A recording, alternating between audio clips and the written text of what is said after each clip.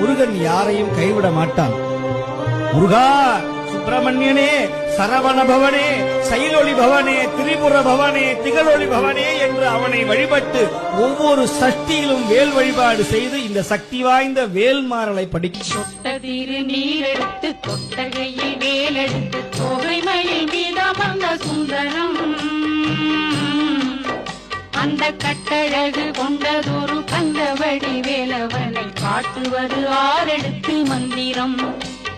சொட்டத்திரு நீரெடுத்து தொட்டகையில் வேலெடுத்து தொகைமையில் மீதமர்ந்த Sundaram